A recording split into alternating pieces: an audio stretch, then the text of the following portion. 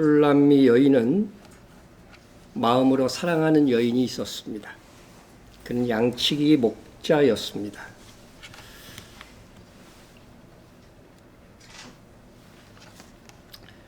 술람미 여인은 과거로 보면 이스라엘, 오늘날 우리에게 크게는 교회, 작게는 우리 자신입니다.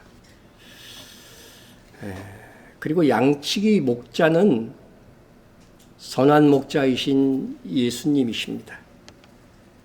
그러므로 우리는 술람미 여인을 살피면서 이스라엘과 모든 시대의 교회와 우리 자신의 모습을 살필 수 있어야 하겠습니다.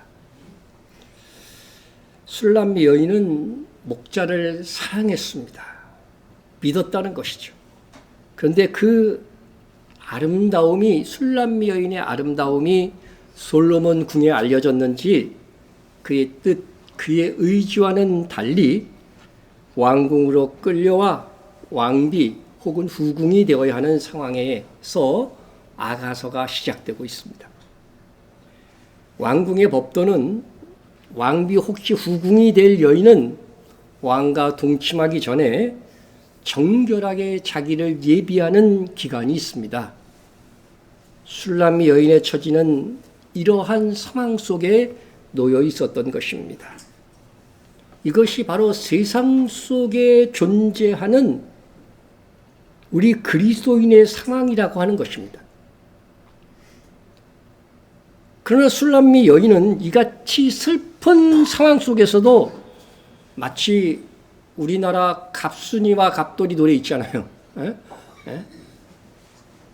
갑순이처럼 사랑하는 여인 목자를 그리워하고 상상하고 있습니다. 그녀는 목자와 사랑하는 그 상상을 그 가운데 하고 있습니다. 그 첫 번째 상상이 아가서 1장 15절부터 2장 7절까지라고 했습니다. 술람미 여인의 첫 번째 상상은 이렇게 끝납니다. 그가 왼팔로 내 머리를 고이고 오른팔로 나를 안는구나. 술람미 여인은 목자가 왼손으로 그 여인의 머리를 어떻게 해요? 베게 하는 거죠. 베게 삼아주고 오른손으로 안아주는 그런 상상을 하고 그 애무하는 장면을 상상하면서 잠이 들었습니다. 술람미 여인이 잠든 사이 목자는 예루살렘 딸들에게 맹세를 시킵니다. 예루살렘 딸들아, 내가 노루와 들사심을 두고 너희에게 부탁한다.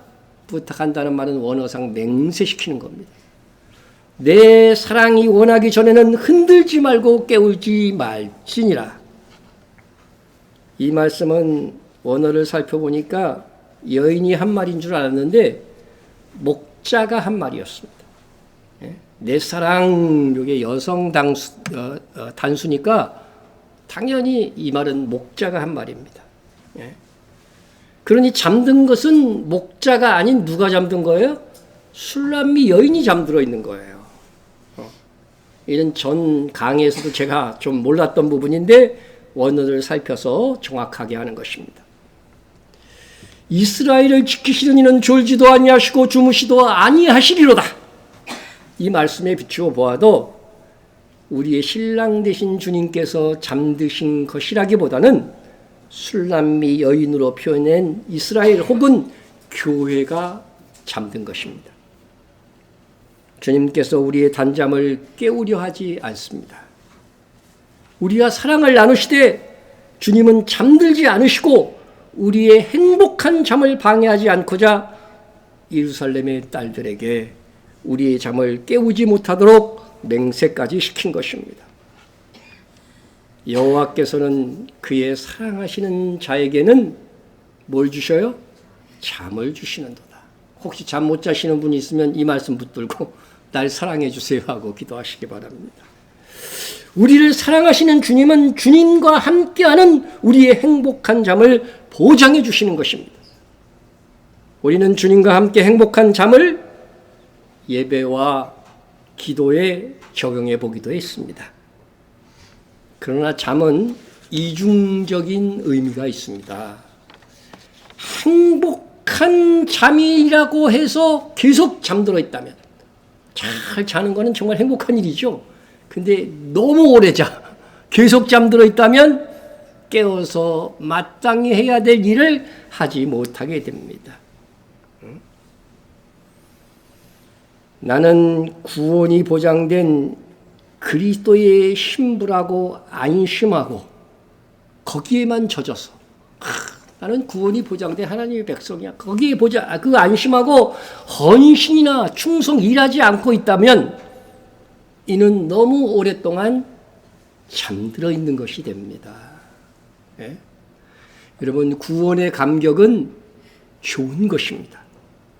그런데 거기에만 머물러서 충성되지 않으면 잠자는 신부, 잠자는 교회가 된다는 것이죠. 분명 우리 주님과의 동행은 행복한 잠입니다. 그러나 행복한 잠에 취하여 너무 오래 있다 보면 일할 수가 없어요. 추수에 동참할 수가 없습니다. 술람미 여인이 목자와 함께 잠들었는데 술람미 여인은 계속 행복하다 그래갖고 잠만 자. 그러니까 깨어있던 목자는 벌써 떠났습니다. 그리하여 이렇게 이 말씀을 한번 기억해 봅시다. 우리가 그리스도인이 되었다고 한다면 이제는 어떻게 해야 돼요? 잠만 자지 말고 나가서 어떻게 돼요? 일해야 하는 거죠. 일해야 돼요. 그리스도인의 초보적인 신앙에서 벗어나야 되는 거죠. 히브리서 6장 1절에서 2절을 보면 우리가 그리스도의 도의 초보를 버리고, 그죠? 우리가 그리스도의 초보, 그리스도의 이 도는 말씀이잖아요. 말씀의 초보는 알아야 돼요? 몰라야 돼요? 당연히 알아야 되죠. 그러나 이 말씀은 어떤 사람에게 주냐면 때가 오래된 신자들에게 주신 말씀이에요. 때가 오래되어서 정말 신자가 오랜 신앙생활을 하고 있으면 이제 초보 단계를 좀 벗어나라는 말이에요. 버리라는 말이 아니고. 버리고 이 그리스도의 초보가 뭐야? 죽은 행실을 회개함과. 이건 이제 예수 믿는 걸 얘기하는 거죠. 하나님에 대한 신앙과 세례들과 안수와 죽은 자의 부활과 영원한 심판에 관한 교훈의 터를 다시 닦지 말고. 이거 기초니까 계속 이것만 연구하지 말, 여기에만 머물러 있지 말라는 거죠. 어디로 나가라고요? 완전한 대로 나아갈지니라 했습니다. 완전한 대로. 예? 이 완전한 대로 나아가는 것이 무엇인가? 예? 무엇인가? 예? 계속 이 본문을 읽다 보면은 결국은 약속의 기업을 받도록 충성하라는 것입니다. 약속의 기업을 받도록 충성하라. 예? 여러분, 이 완전한 대로 나아갈지라 이 뜻은요, 성취하라는 뜻이에요. 원어의 의미가 성취하라. 예? 우리가 그리스도의 초보로의 이 도의 구원의 진리를 알았다면 그 다음에 어떻게 하라는 거예요? 하늘의 상급, 약속의 기업을 받도록 수고하고 애쓰는 단계로 나가야지. 언제나 앉아서 아멘, 아멘, 좋습니다. 하나님 행복합니다. 이러고만 있지 말라고 하는 거예요. 이러고만 있지 말라는 겁니다.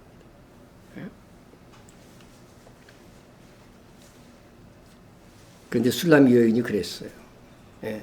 두 번째 상상에서 보면은요, 잠들어 있는 이 여인을 깨우는 목자에 대한 상상입니다. 예? 내 사랑한 자의 목소리구나.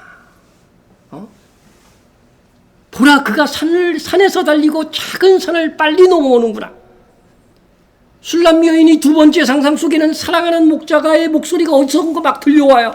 그리고 이 여인을 향해서 목자가 달려오는데 막 작은 산 막 뛰어넘어, 이렇게 점프해갖고 막 뛰어넘으면서 급하게 자신에게 달려오고 있다는 것이죠. 목자는 여인이 있는 곳에 다다랐습니다. 그리고 목자의 행동이 이제 포착이 됩니다. 내 사랑하는 자는 노루와 같고 어린 사슴과 같아서. 노루와 사슴 같다는 건 나중에 한번 다룰 기회가 있을 것입니다. 노루와 같고 어린 사슴과 같이 이렇게 빨리 달려온다는 거죠. 우리 벽 뒤에 서서 창으로 들여다보며 창살 틈으로 엿보는구나. 술람미 여인은 연인 목자가 노루와가 사슴같이 달려와서 벽 뒤에 서서 술람미 여인을 창살 틈으로 들여다보고 있습니다. 나이 드신 분들은 옛날 창살 틈으로 이렇게, 그죠? 이렇게, 에이, 요 인간 있나 없나. 또 사랑하는 사람이 있으면 사랑하는 사람이 지금 집에 있나 없나 이렇게 살펴본 경험이 있을 것입니다. 목자는 그렇게 사랑하는 여인을 창으로 들여다보면서 엿보고 있어요. 그런데 웬걸? 여인은 아직도 자고 있는 거예요. 한심한 여인입니다. 잠들어 있는 교회입니다. 이에 목자가 말합니다. 나의 사랑하는 자가 내게 말하여 이르기를 나의 사랑 내 어여쁜 자야. 잠자고 있으니까 뭐라 그래요? 이제 좀 일어나 갖고 일어나서 함께 가자. 이게 굉장히 멋진 시적 표현인 줄 알지만 여러분 지금 잠자고 있는 술람미 여인 때문에 목자가 안타까워서 이제 일어나서 함께 가자고 말하는 것입니다. 목자는 술람미 여인이 자고 있었기 때문에 잠꾸러기 애인에게 제발 함께 가자고 말한 것입니다. 잠에만 취해 있는 한심한 여인이지만 목자는 그래도 뭐라고 불러요? 나의 사랑, 나의 어여쁜 자야. 여인을 향한 사랑은 여전한 것입니다. 그의 행위에 따라서 이 사랑이 바뀐 게 아니에요. 우리가 여러분 게으르고 무슨 죄를 지으면 하나님과 우리 주님께서 나에 대한 사랑을 금세 포기할 줄로 생각하면 안 됩니다. 그분은 여전히 나를 사랑하십니다. 여러분 탕자 둘째 아들이 아버지의 뜻에 반하여 집을 떠났어도 아버지는 어떻게 돼요? 여전히 사랑함으로 기다리지 않습니까? 우리가 기대를 저버려도 여전히 사랑해 주시는 사랑이 풍성하신 하나님이십니다. 우리 주님은 우리의 연약함이나 죄악으로 인해 우리에 대한 사랑을 포기하는 것이 아니라 오히려 내 사랑, 내 어여쁜 자야, 일어나라. 다시 일어나 함께 가지고 부추기시는 그런 사랑 많은 연인이십니다. 목자는 이제 계속해서 좋은 말로 그리고 설득력 있게 술람미 여인에게 잠에서 깨어 일어나 함께 가자고 독촉합니다. 나의 사랑하는 자가 내게 이건 했고요. 겨울도 지나고 비도 그쳤고 지면에는 꽃이 피고 새가 노래할 때가 이르렀는데 비둘기의 소리가 우리 땅에 들리는구나. 목자는 지금 일어나 함께 가야만 되는 때, 사랑을 나누면서 함께 일해야 될 때가 되었음을 이렇게 시적으로 표현한 것입니다. 겨울도 그치고 비도 그쳤다고 합니다. 이스라엘은 어떤 계절에 비가 오는지 아십니까? 겨울에 비가 옵니다. 그래서 이스라엘의 우기는 9월에서 10월에 내리는 이른비로 시작해서 이른비로 9월과 10월에 시작하는 이른비로 시작해서 그리고 3, 4월경에 마지막 늦은 비가 내립니다. 그래서 4월 중순 되면 대부분 비가 그치죠. 이 강수량을 여러분 보여준 거예요, 여러분에게. 마지막 때라고 해서 늦은 비 성령운동하는 사람들이 있는데 그런 사람들은 조금 이게 성경 이스라엘 기운을 잘 모르는 거예요. 예수님이 가을에 오시기 때문에 이때가 오히려 이른비가 올 때예요. 성령운동 이름을 치려면 이른비 성령운동으로 해야 돼요. 주님이 오실 때에 있었던. 예수님이 오실 때에는 6월, 이게 달력을 보면 이게 성령 강림 첫 번째 일었었던 데는 6월 달이에요. 비가 안 오던 계절이에요. 그러니까 비와하고 상관이 없습니다. 그래서 여러분, 그런 늦은 비 성령운동이라고 들어봤는지 모르겠어요. 이런 것들이 이름 자체가 좀 잘못된 거죠. 이름 자체가. 자, 비가 어쨌든 그쳤어. 비가 그쳤으니까 지금 언제가 된 거예요? 3, 4월이 이제 지나가고 있는 것입니다. 이때 비둘기의 소리, 그죠? 비둘기의 소리가 우리 땅에 들리는구나. 성령의 음성이 들리는 것입니다. 목자는 계속해서 봄의 계절에 있는 이 자연현상을 노래하며 술람미 여인을 일깨우려고 합니다. 무화과 나무에는 푸른 열매가 익었고 포도나무는 꽃을 피워 향기를 토하는구나. 나의 사랑 나의 어여쁜 자야, 일어나서 함께 가자. 반복하죠. 나의 사랑 나의 어여쁜 자야, 일어나서 함께 가자고 하는데 표현이 뭐예요? 무화과나무. 무화과나무에는 푸른 열매가 익었고, 여러분 여기서 말하는 무화과나무는 테에나입니다. 그러니까 무화과나무에서 열리는 열매는 테에나라고 부릅니다. 테에나라고 부릅니다. 근데 여러분 배웠죠? 이스라엘의 무화과는요, 열매는 보통 5번, 은혜의 숫자 5번 열리는데, 긴 겨울을 지나 3, 4월이 되면 첫 번째 열매가 맺힌 후에 10월까지 4차례가 더 열리는 것입니다. 여기서 3, 4월에 열리는 열매, 그것을 뭐라고 하냐면요, 파게라고 부르는 거죠. 파게. 파게 열매는 볼품도 없고 작고 맛도 없습니다. 하지만 이 파게를 따줘야만 10월까지 4번에 걸쳐서 크고 맛이 좋은 열매가 맺게 됩니다. 그래서 이 10월까지 열리는 4번의 열매를 테에나라고 부른 거예요. 테에나라고 썼는데 테에나. 파게는 맛이 없어서 귀중히 여기지 않아 아무나 막 따먹을 수 있어요. 상품성이 없는 거예요. 작기도 하고. 반면 테에나는 무화과 나무의 주인이 따가지고서 어떻게 돼요? 상품성이 있으니까 파는 거죠. 그러니까 함부로 따먹으면 어떻게 되는 거예요? 도둑되는 거예요. 그런데 구약 성경을 보니까요, 처음 익은 무화과 나무, 이 파게, 구약 성경에 이걸 처음 익은 무화과 열매를 이렇게 표현을 했다고요. 처음 익은 무화과의 이 맛없는 열매를, 이 파게를 사람들이 좋아했다고 기록되어 있어요. 미가서 7장 1절에 보면. 이는 파게가 맛은 없지만 오히려 그래서 가난한 사람들에게는 공짜로 먹을 수 있는 양식이 되었기 때문에 그렇습니다. 가난한 자의 삶을 사셨던 예수님이라면 파게를 드셨을 것 같아요? 안 드셨을 것 같아요? 드셨어요. 파게를 드셨습니다. 자, 예수님의 행적을 봅시다.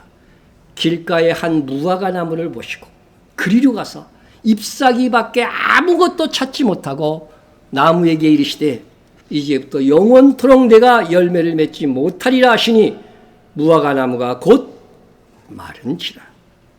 마가복음에 보면 무화과의 때가 아니라고도 기록되어 있어요. 무화과 때가 아닌데 무화과 열매가 안 맺히는 게 당연하지 그렇게 생각할지 모르지만 이거는 테에나의 열매가 열릴 때가 아니라는 거예요. 그러나 뭐가 열릴 때요? 6월절 무근이었기 때문에 3, 4월경이었기 때문에 뭐가 열려야 돼요? 파게. 그 파게를 예수님께서 가난한 자들이 먹는 그 파게를 따먹으려고 했는데 없었던 것이죠. 예? 여러분, 그런데 이 무화과 나무에서 이 파게 열매가 중요한 것은 이 파게라는 열매가 열리지 않으면 테에나의 열매도 안 열린대요. 그래서 파게를 꼭 따줘야 테에나의 열매가 열리는 거예요. 그러니까 파게는 가난한 사람들이 와서 막 따먹을수록 좋은 거야, 주인한테는. 그러니까 파게 열매가 열리지 않는다는 것은 앞으로도 계속 열매 없는 무화과 나무가 된다는 거예요. 땅만 버리는 나무가 된다는 거예요. 이에 주님께서는 이 땅만 버리는 나무라고 해서 저주하였을 때 이 나무가 마른 거죠. 그렇죠? 그러니까 이거를 어떻게 돼요? 나무가 말랐으니까 이거는 뽑아내서 다른 무화과 나무를 새로 심으면 어떻게 돼요? 땅에 유익한 거죠. 땅을 잘 활용하는 것이죠. 예? 여러분, 이것은 굉장히 중요한 영적 의미가 있다고 했죠. 예? 무화과 나무는 이스라엘을 상징하는 나무입니다. 예? 파게라고 하는 열매조차 없는 이스라엘 무화과 나무는 예수님을 십자가에 못 박은 죄로 인해서 저주를 받아서 그 땅에서 어떻게 된다는 거예요? 말라서 뽑혀지게 될 것이라고 하는 예언인 것입니다. 예수님은 파게의 열매를 찾지 못한 무화과 나무를 저주하시고 예루살렘으로 향해서 가십니다. 그들이 예루살렘 가까이 와서 무슨 산? 감람산. 그죠? 주님 다시 오실 때 어디로 오신다고 그랬어요? 감람산. 감람산 벳바게와 베다니에 이르렀을 때에 그랬습니다. 예? 지도를 보시면 감람산 거기에 같이 벳바게와 베다니가 있어요. 예? 그런데 이 벳바게가 무슨 뜻인지 아세요? 제가 설교를 처음 하는 게 아니지만 여러분이 다 까먹었는데요. 지금 보니까. 벳바게는 파괴의 집입니다. 파괴의 집. 무화과 나무 중에 파괴. 그럼 베다니는 뭘까요? 베다니는 무슨 뜻일까요?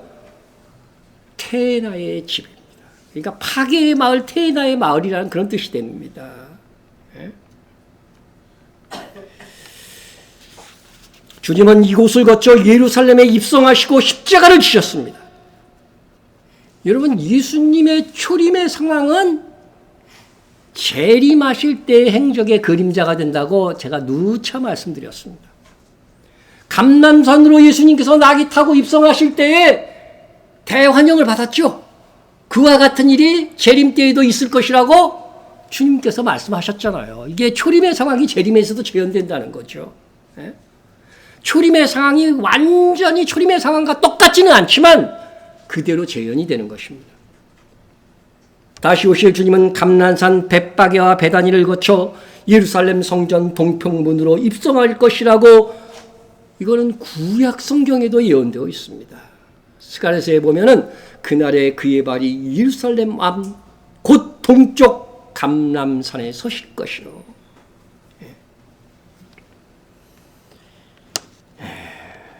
주님은 감람산 파괴와 테나의 집을 통과하여 오신다는 것은 파괴의 상태로 이스라엘이 독립하여 테나의 상태로 주님을 맞이하는 세대가 될 것을 예언하는 것입니다. 이는 예수님께서 저주하여서 멸망한 무화과 나무 이스라엘이 예수님을 믿지 않는 상태로 회복될 것이라는 뜻이에요. 여러분, 예수님께서 다시 오실 것을 역시 무화과 나무로 비유해 갖고 우리에게 말씀하시는데 보세요. 무화과 나무의 비유를 배우라. 그 가지가 연하여지고 잎사귀를 내면 여름이 가까운 줄 아나니. 여러분, 무화과 나무 가지가 연하여지고 잎사귀를 내는 이 시기는요. 오늘 본문 나가서 2장 3절에 2장 3절이 아니죠. 13절인가? 무화과 나무의 푸른 열매 곧 파괴가 있는 시기인 거예요. 이는 예수님께서 저주하셔서 멸망한 무화과 나무 이스라엘이 예수를 믿지 않는 상태로 회복될 것이라고 하는 예언인 것입니다. 예수님께서 승천하시기 전 제자들이 이렇게 묻습니다. 주께서 이스라엘 나라를 회복하심이 이때니까. 그랬을 때 주님이 뭐라고 그러셨어요? 때와 시기는 아버지께서 자기의 권한에 두셨으니 너희의 알 바 아니요. 이것은 이스라엘이 이때도 식민지였기 때문에 독립을 못했거든요. 그러니까 이스라엘이 독립국가로 다시 회복되는 때가 있다는 말이에요? 없다는 말이에요? 지금은 아니지만 아버지 하나님께서 언젠가는 어떻게 돼요? 이스라엘을 회복해서 독립된 이스라엘 국가가 만들어질 것이라고 하는 예언인 것입니다. 무화과 나무 이스라엘이 파괴의 열매 상태로 회복될 때에 주님은 어떻게 하신다는 거예요? 내가 문 앞에 이른 줄 알라고 하셨습니다. 지금 처음 익은 맛없는 파괴 열매로 이스라엘이 회복 곧 독립을 하였습니다. 여러분, 우리 중에 태어나신 분들 중에 이 땅에 태어나실 때에 이스라엘이 독립된 이스라엘 국가로 없었던 분들도 계셔요. 그렇죠? 1945년, 48년생 이전의 사람들은 이전에 태어나실 분 여기 몇 분 계시잖아요. 그런 분들은 태어나실 때 이스라엘이 지구상에 없었다니까요. 근데 지금 이스라엘이 있습니다. 있습니다. 그러니까 이 예언이요, 우리 시대에 이루어진 거라는 것을 아셔야 돼요. 우리 시대에 이루어진 것입니다. 예? 우리 시대의 제자들이 물었고 주님께서 말씀하신 이스라엘의 회복의 이 예언이 성취되었습니다. 근데 맹맹해. 이 놀라운 예언이 지금 성취됐잖아요. 이를 목격한 세대에서 그 이를 목격한 세대에게 주님이 하신 말씀이 뭐예요? 여름이 가까운 줄 아는 거죠. 여름이 가까운 줄 알아. 예? 여러분, 인자가 문 앞에 곧 이른 줄 알라고 하셨고, 무화과 나무가 연하여지고 잎사귀를 내면 이 뜻이 무슨 뜻이에요? 이스라엘이 독립국가로 세워지면 어떻게 하라는 거예요? 여름이 가까운 줄 알라고 그랬어요. 네? 이게 무슨 뜻이에요? 계절 이야기를 하려고 하는 겁니까? 네? 아니죠. 아니죠. 여름이 가까운 줄 아나니, 이 뜻은 무슨 뜻이냐면은 우리나라는 계절을 말할 때 어떻게 말합니까? 봄, 여름, 가을, 겨울 그러잖아요.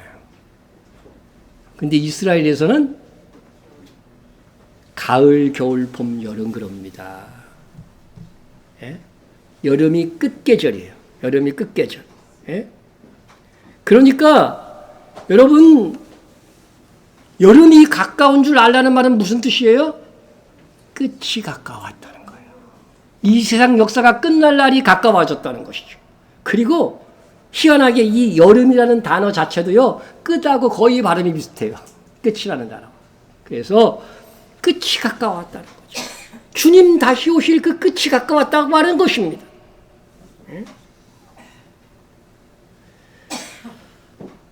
주님은 이스라엘이 나라로 독립하고 회복하는 때를 보는 세대는 주님 오실 날이 가까운 시대를 살고 있다는 것을 알게 하시려고 이와 같이 너희도 이 모든 일을 보거든.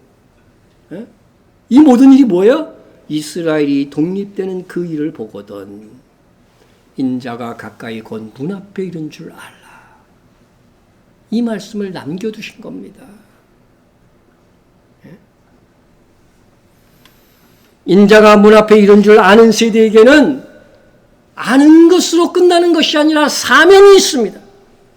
무화과 나무 가지가 연하여지고 잎사귀를 내는 파괴라는 열매가 열린다는 이 영적 의미는 이스라엘이 독립은 하되 예수님을 영접하지 않은 상태로, 예수님을 믿는 자들이 혹 적은 상태로 독립한다는 의미입니다.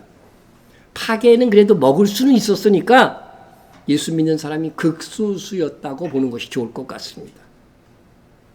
그러나 파괴가 떨어지고 여름이 끝이 될 때까지 네 차례의 태나의 열매를 딴다고 하니 이는 이스라엘이 점점 예수 그리스도를 영접하는 유대인들이 많아져 갈 것이라고 하는 것입니다. 이를 위해 주님께서는 우리가 헌신하기를 기다리고 있습니다. 이 일을 위해 헌신하기를 위해서 기도하고 있습니다.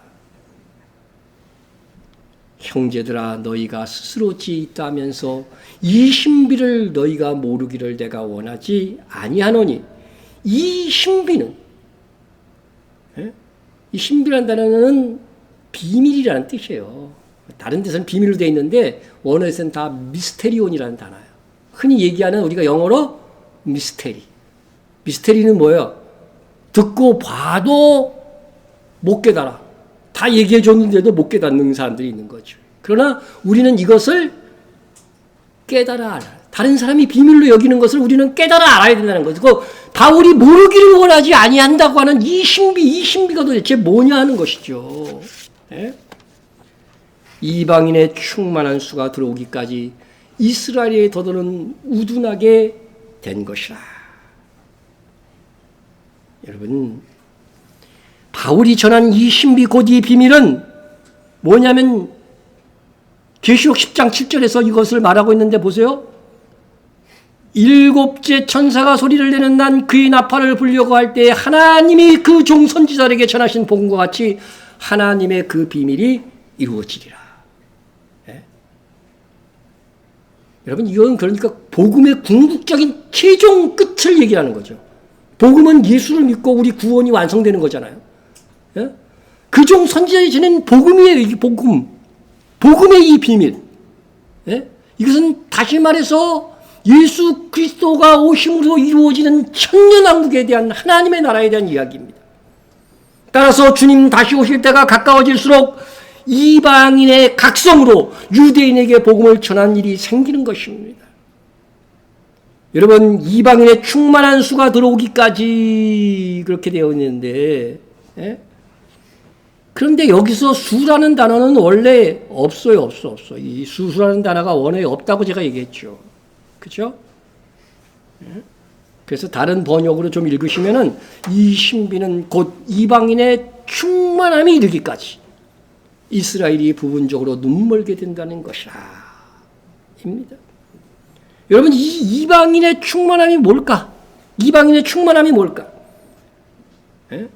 스데반이 성령이 충만하여 그랬죠. 스데반이 성령이 충만하여. 성령에 충만하여서 어떻게 됐어요? 스데반이 순교를 감당했어요. 여러분, 성령의 내주와 성령의 충만은 다른 것입니다. 성령 충만한 자들만이 할 수 있는 일들이 있습니다. 성령의 내주는 모든 그리스도인의 상태이지만 성령 충만은 기도하는 자에게 또 주의 일을 전심전력하여 감당하려는 자에게 부어주시는 성령의 가득한 은사입니다. 마지막 때에요, 바로 이 성령 충만한 이방인 신자들이 눈먼 이스라엘의 눈을 떠 주 예수를 보게 할 것입니다. 이를 위해서 주님께서는 이 동네에서 너희를 박해하거든 저 동네로 피하라. 내가 진실로 너희에게 이르노니 이스라엘 모든 동네를 다 다니지 못하여 인자가 오리라. 이 말씀을 남겨두신 거예요. 이 말씀을 충만히 이해한 이방인들이 사명감으로 일어날 것입니다. 이방인 교회에서 주님 다시 오실 날에 유대인의 중요성을 이해하고 그들에게 복음을 전해야 주님께서 다시 온다는 것을 깨달은 교회들이 더해질 것입니다. 지금 그렇게 되고 있습니다. 우리는 벌써 그렇게 하였습니다. 바울이 신자라면 모르기를 원치 아니한 미스터리, 이 신비를 우리가 알았으니 얼마나 다행입니까? 이스라엘 동네를 다니며 복음을 전하여야 할 책임이 우리에게 있습니다. 그러므로 이를 알고 깨달아 사명으로 삼는 자들이 이사야 40장 3절에서 주님 다시 오실 길을 예비하는 평탄하게 하는 자들이 되는 것입니다. 왕의 대로를 준비하라고 하는 말씀이 있잖아요. 그것이 바로 어떻게 하는 것이 왕의 대로를 준비하는 것이냐. 우리는 말씀 안에서 찾아야 되는 것입니다. 우리가 지금 그 일을 하고 있으니 아무리 생각해도 우리는 주님의 귀한 일꾼된 교회입니다. 깨어난 술람미 여인이 무화과 나무에는 푸른 열매가 익었고, 주님은 지금 이 말씀으로 우리에게 무화과 나무인 이스라엘 파게 푸른 열매가 맺었으니까 나의 사랑 나의 어여쁜 자야, 내가 올 때가 다가오니 일어나 함께 같이 하고 독려하고 계신 것입니다. 이것은 바로 휴거로의 초대인 것입니다. 더 이상 잠자는 교회, 주의 일에 숨는 교인이 되지 말고 깨어 일하라고 독촉하고 계십니다. 주님께서는 재림에 대한 설교를 하시고도요, 똑같은 말씀을 하십니다. 그러므로 깨어 있으라. 어느 날에 너희 주가 임할는지 너희가 알지 못함이니라. 여러분, 재림의 모든 말씀을 다 마태복음 24장에서 하시고 하신 최종 교훈이 뭐예요? 깨어 있어야 된다는 거예요. 잠자지 말라는 것입니다. 그리고 나서 열처녀의 비유를 딱 말씀하시고도 뭐라 그래요? 똑같이 그런즉 깨어 있으라. 깨어 있으라는 거죠. 열처녀는 술람미 여인이고 오늘의 우리들입니다. 푸른 이 무화과 나무예요. 무화과 나무에 푸른 열매가 열렸습니다. 이스라엘의 회복이 일어났습니다. 깨어 있어야 합니다. 여전히 잠자는 어리석은 술람미 여인이 될 것인가? 깨어서 슬기롭게 일하는 술람미 여인이 될 것인가? 그것은 우리에게 지금 달려 있습니다. 이 마지막 시대에 잠자는 교회가 아니라 깨어 추수의 일꾼 되는 오늘날의 술람미 여인이 됩시다. 다음으로 목자는 봄절기에 무화과 나무와 함께 포도나무에 대해서 이야기합니다. 포도나무도 역시 무화과 나무와 같이 이스라엘을 상징했죠. 내가 애굽에서 뽑아다가 심은 포도나무다. 시편 80편에 그런 말씀도 있죠. 포도나무는 꽃을 피워 향기를 토하는구나. 그랬습니다. 무화과 나무와 포도나무를 함께 이렇게 거론한 거죠. 여기서 포도나무에는 아직 열매가 없는 뭐만 피운 상태예요? 꽃만 피운 상태야. 꽃만 피어서 향기를 토하는 상태인 것입니다. 포도나무 꽃이 이렇게 아름다운가? 그렇지. 이런 꽃 종류도 있어요. 그런데 보통 우리가 일반적으로 보는 포도나무 꽃은 이렇죠. 이렇게 생겼죠. 예?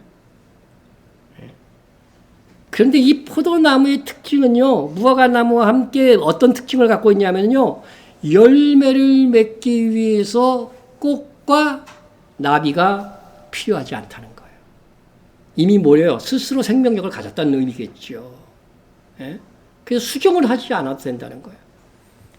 그래서 이렇게 보시면은 요게 이제 암술이에요. 여기 씨를 맺는 암술인데 이 수술 5개가 이렇게 다 그죠? 은혜롭게 감싸고 있습니다.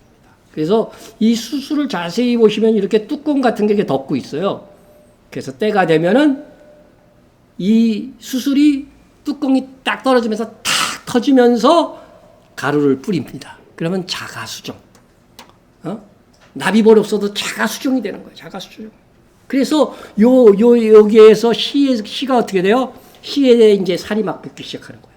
그게 뭐가 돼요? 포도가 되는 거예요. 포도. 그래서 포도 알알이 그런 것들이 모아져 갖고 포도 송이가 되는 것입니다. 예.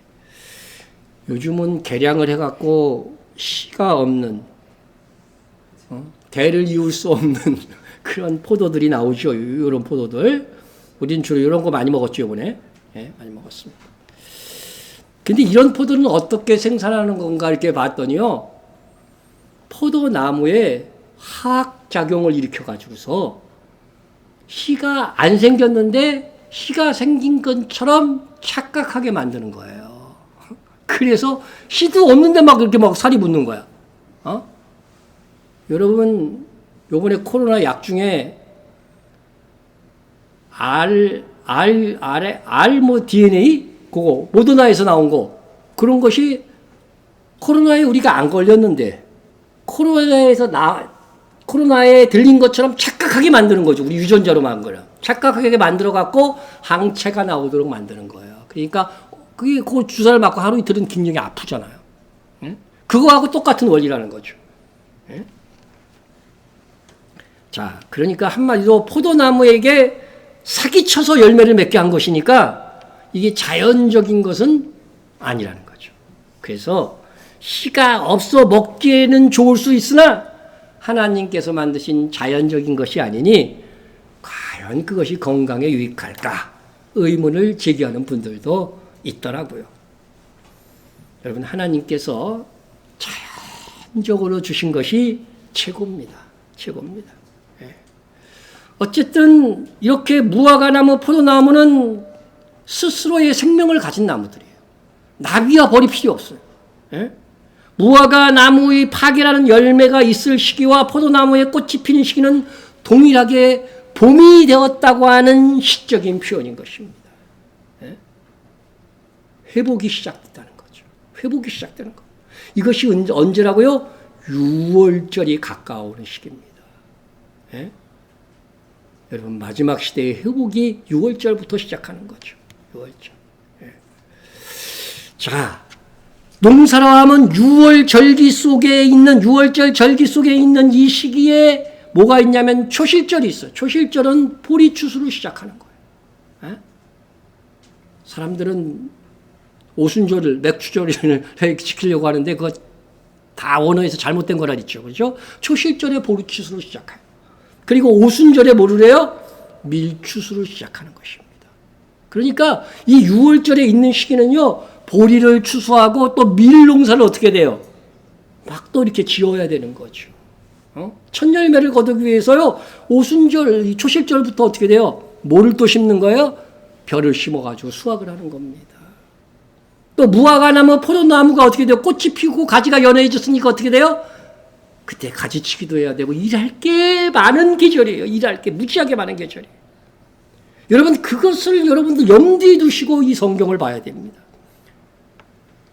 술람미 여인에게 목자가 이 시기에 나의 사랑 나의 어여쁜 자 일어나서 함께 가자 이렇게 말했는데 이는 주님께서 우리에게 함께 가서 뭐 하자는 거예요?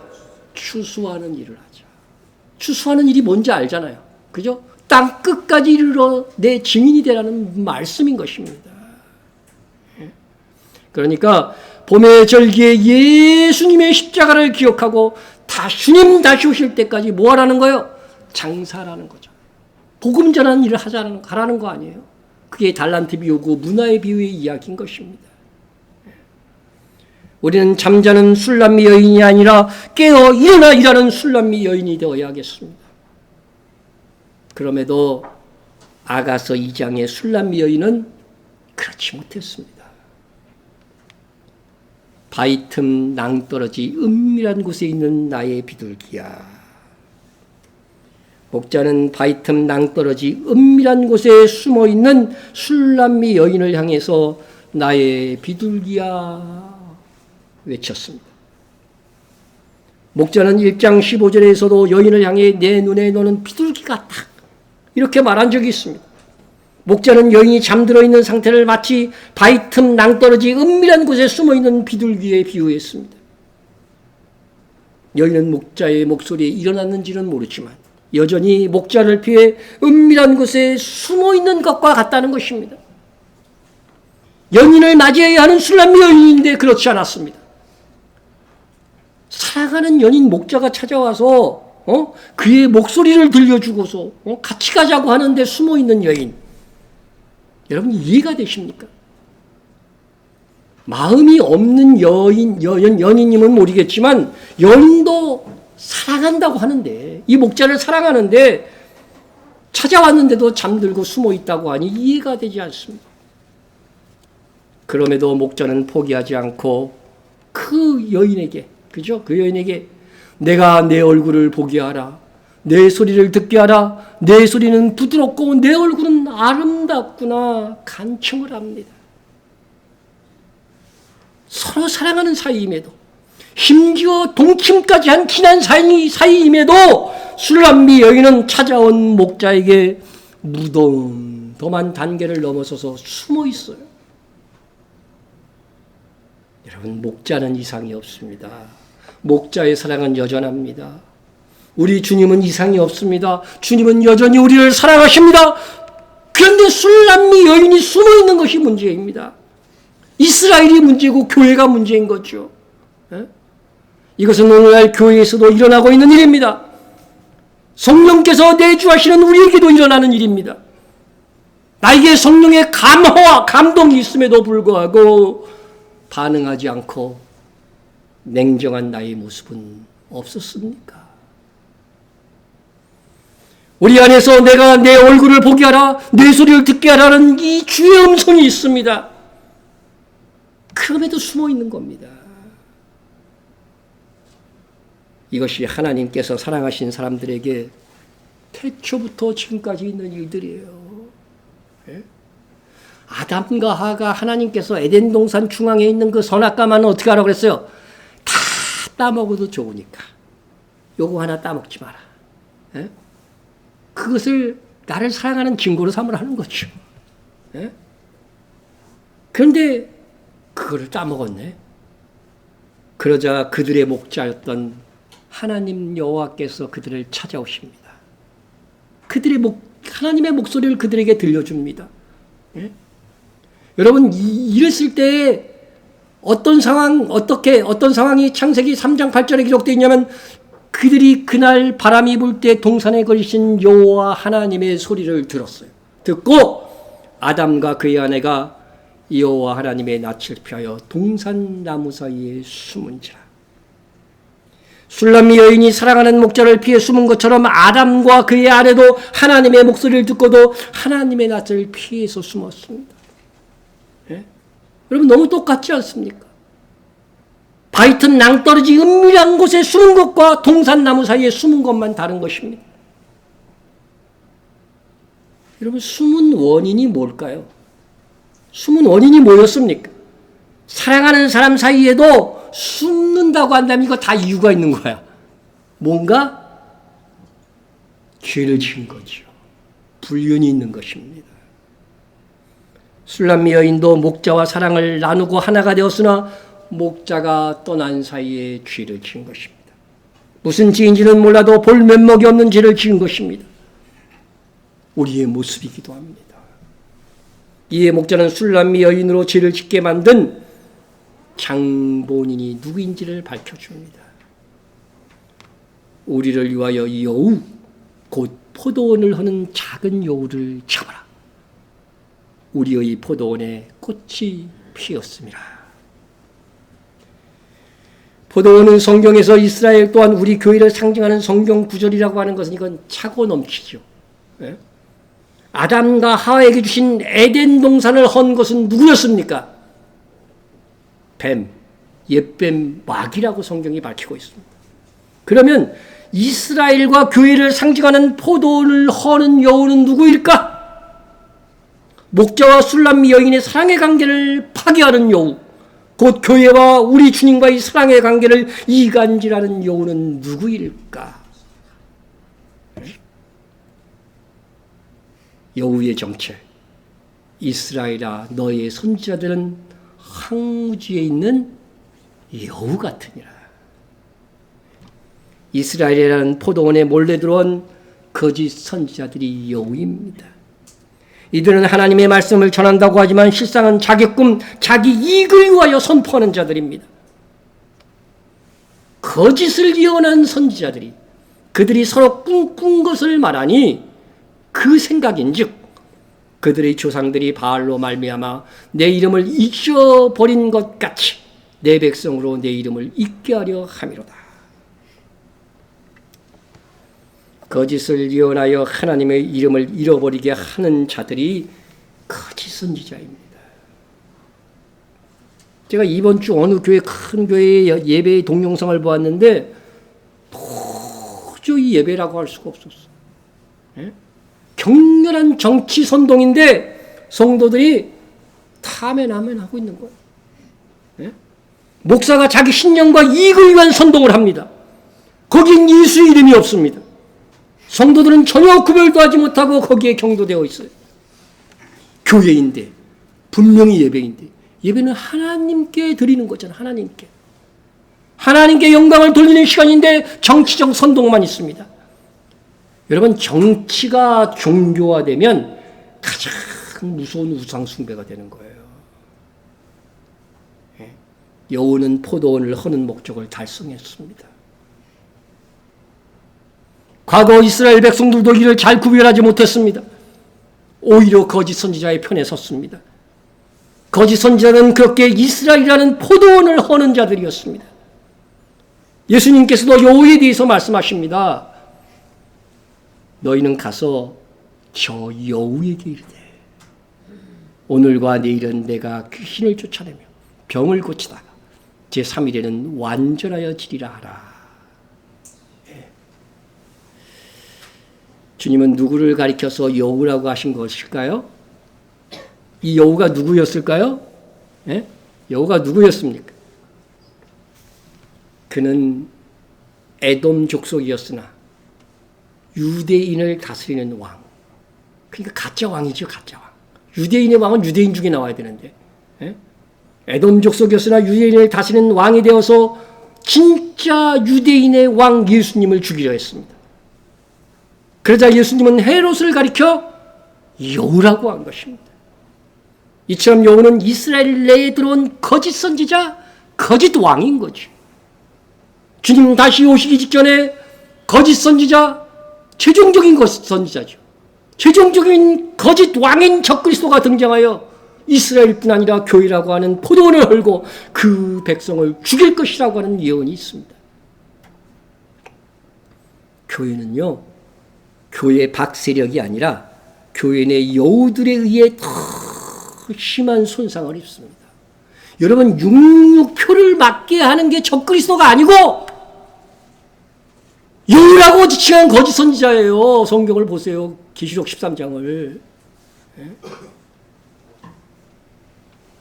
중세시대에 하나님의 말씀을 번역하고 읽고 성경대로 믿음으로 말미암는 은혜로 받는 구원거리를 주장하는 개혁자들, 죽인 자들이 누구였습니까? 로마 가톨릭 교황이고 그 세력이었습니다. 이는 마지막 시대의 대환란에 있을 이 대환란을 미리 역사 속에서 보여준 예고편입니다. 여우는 중세시대의 로마 가톨릭일 뿐만 아니라 교회 안에서 하나님의 말씀을 전하는 권위를 가졌지만 거짓 복음으로 실상은 교회를 하는 수많은 거짓 사역자들인 것입니다. 목자는 여우를 잡아야 될 시기를 우리의 포도원에 꽃이 피었습니다. 이렇게 말하고 있습니다. 포도원에 꽃이 필 시기에 예수님은 실제 십자가에 못 박혀 죽으셨고 그때 주님이 여우라고 말한 헤롯도 왕이었습니다. 그러나 주님은 헤롯 왕의 위협과 상관없이 어떻게 됐어요? 오늘과 내일은 내가 귀신을 쫓아내며 병을 고치다가 제3일에는 완전하여 지리라 하라. 여러분, 여기에 완전하여 지리라, 이것은요, 언어를 찾아보니까 완성하리라, 성취하리라, 그런 뜻입니다. 주님은 이 말씀처럼 헤롯 왕의 위협에도 거기에 위협을 느끼지 아니하고 연연하지 아니하고 당신의 사역을 감당하시다가 제3일이 의미하는 바 공생의 3년을 감당하시고 십자가에서 죽으심으로 우리 죄를 대신하여 죽으시는 그 대속의 사역을 완성하셨습니다. 우리도 포도원에 꽃이 필 무렵 십자가에서 죽으심으로 사명을 완성하신 주님을 본받아야 됩니다. 우리는 주님 다시 오실 때까지, 우리의 목숨이 다할 때까지 주님께서 우리에게 남겨놓으신 십자가의 사명을 완수해야 합니다. 그것이 포도를 하는 여우를 이기는 방법이며 여우를 잡는 방법인 것입니다. 마지막 때가 될수록 여우에게 붙은 교회들이나 이름뿐인 신도들이 많을 것입니다. 그러나 여러분, 주님이 인정하시는 포도원은 그 수에 상관없이 거짓 진리를 분별하고 하나님의 순전한 말씀을 사랑하여 모이는 교회입니다. 시대를 분별하고 이 시대에 우리가 해야 할 복음의 방향을 제시하고 행하는 교회가 되어야 합니다. 비록 저도 사람을 분별하는 데 실수한 적이 있고 바르게 지시하지 못한 적이 있었습니다. 그러나 제가 당당한 것은 마음의 중심을 주님이 아신다는 것입니다. 주님을 진실로 사랑하노라면 실수를 딛고 깨닫고 바른 길을 가도록 인도하시는 하나님의 은혜가 있습니다. 어느 술람미 여인이 비록 잠들어 있고 사랑하는 목자를 피하고 있지만 그럼에도 목자는 사랑하는 그 여인을 포기하지 않고 일어나 함께 가자고 권면하고 있지 않습니까? 우리 예수님께서 우리 교회로 하여금 여우를 분별하게 하시고 오직 목자 대신 예수님만 따르는 교회가 되게 하실 줄로 믿습니다.